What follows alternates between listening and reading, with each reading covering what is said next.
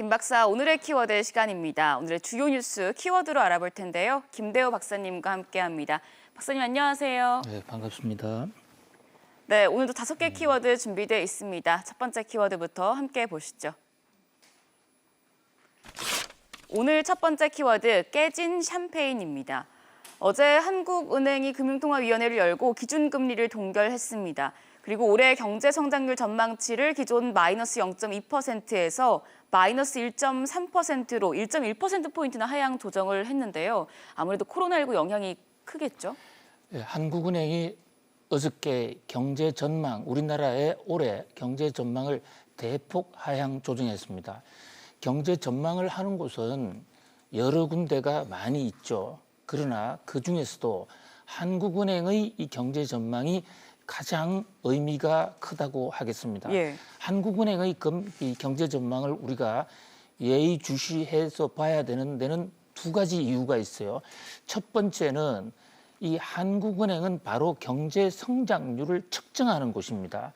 그래서 경제 성장률의 근거가 되는 각종 이 화폐 이동 상황 이런 것을 한국은행이 가장 잘 그리고 가장 빨리 측정하고 있기 때문에 한국은행의 경제 전망은 가장 현실에 부합할 가능성이 높다.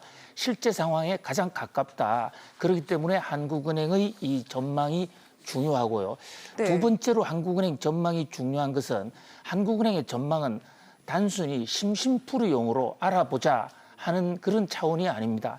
한국은행은 그 경제 전망에 따라서 바로 현재 경제가 너무 나쁘면 통화를 더 풀고 또 금리를 내리는 등 한국은행의 경기 전망은 바로 앞으로의 통화 금융 정책과 연관이 되어 있는 것이에요. 그런 면에서 우리는 한국은행의 경기 전망을 가장 중요하게 다루고 있는데요.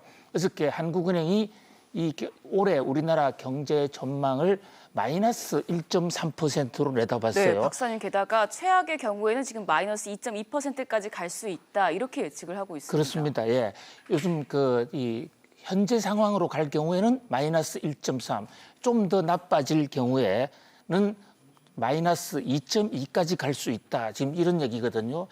불과 우리 보름 전만 해도 우리나라 경제는 이제 다 살아났다.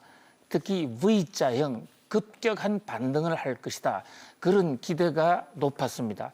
특히 이 기획재정부가 OECD 통계를 근거로 해서 한국은 OECD 37개국 중에서 가장 모범적으로 경제난을 탈출한 국가다. 경제 성장률이 1등이다라고 얘기했고 예. 바로 기획재정부의 OECD 평가가 나오자마자 아마도 기획재정부가 이 관련 자료를 청와대에 보고한 것으로 보이는데요. 대통령께서도 8월 11일이죠. 국무회의 모두 연설에서 우리나라의 확장 재정에 의한 신속한 경기 대응 그리고 한국판 뉴딜의 추진으로 OECD 37개국 중에 우리나라 성장률이 1위로 올라섰다. 가장 선방하고 있다. 이렇게 했습니다. 이 대목에 대해서 여야에 좀 논전이 있었어요. 야당 일각에서는 이 샴페인을 너무 일찍 터뜨리는 게 아닌가라고 비판도 했습니다. 그런데 지금 한국은행의 전망을 보면 샴페인을 너무 일찍 터뜨린 정도가 아래 샴페인 병을 깨트려 버린 게 아닌가라는 지적도 나오는데요. 사실 이 기획재정부의 OECD의 전망, 한국이 1등을 하고 있다라는 전망은 매우 자기적인 통계였습니다. OECD는 지금 이 순간까지도 37국의 모든 통계를 아직까지 발표하고 있지 않아요. 네. 37개국을 돌아가면서 하나씩 이렇게 발표하고 있는데 우리나라가 보고 싶은 통계, 우리나라가 보고 싶은 기준으로만 묶어서 하다 보니까 통계상으로 얼핏 우리가 1등으로 나온 거는 같습니다만은 일각에서는 바로 그 기준에 의하더라도 내년도는 우리가 37개국 중에 34위가 된다. 좀 겸손할 필요가 있다라는 얘기를 했습니다. 사실 이 현재 지금 세계 경제가 전반적으로 꺼져가는 상황 속에서 1등으로 추락하느냐, 2등으로 추락하느냐, 사실 이것은 크게 중요한 문제가 아닌 것으로 보여요.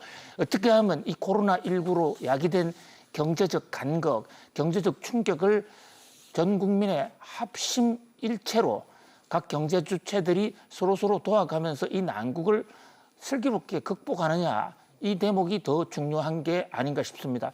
지금 이 순간에도 우리나라 기획재정부는 한국의 경제 성장률을 플러스 0.1%로 보고 있습니다. 예. 전 세계에서 한국 성장률을 플러스로 보는 것은 기획재정부밖에 없는데요. 낙관적인 전망이 때로 필요할 경우도 있어요. 그러나 지나치게 낙관적이면 현실을 직시하지 못해서 올바른 대책을 펴지 못할 수도 있다. 그런 점에서 한번 냉철하게 생각해 볼 필요가 있지 않냐. 아무튼 한국은행이 올해 우리나라 경제 성장률을 마이너스 1.3%로 봤다. 이 대목에 대해서 예의주시할 필요가 있다고 봅니다. 네, 그럼 이어서 두 번째 키워드도 보도록 하겠습니다.